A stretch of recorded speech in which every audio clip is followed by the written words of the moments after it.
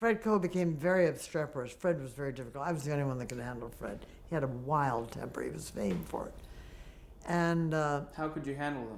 well, he liked me a lot and he trusted me. And he wasn't suspicious of me. He'd be suspicious of David or.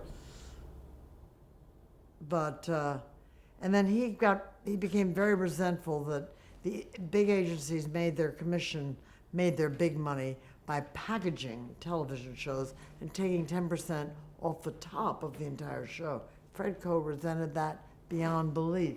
He didn't mind paying 10% of his commission of his salary, but he didn't.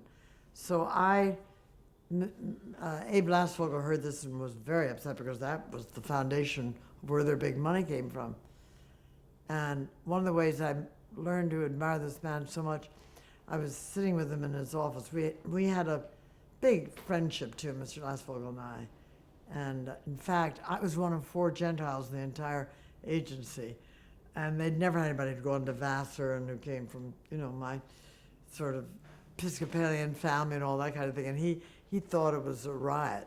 And he would, when I'd be in LA, he would take me to meetings with Jack Warner and Spiros Skouras. And he'd say, come on, jump in the car, Priscilla, let's go.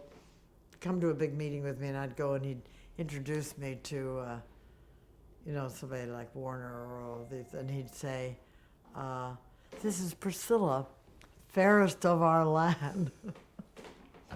Which was so funny, really very funny.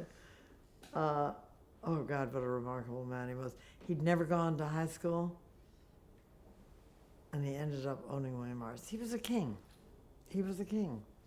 And then, so when Fred Coe became obstreperous, I went in one day and he said, well, Priscilla, we may have to let him go.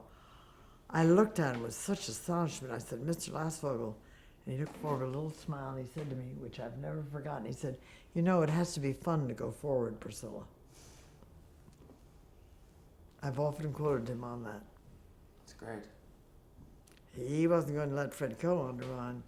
If he lost him, the whole agency. And Fred was a very valuable client. Because you had Fred, you had all these writers and directors.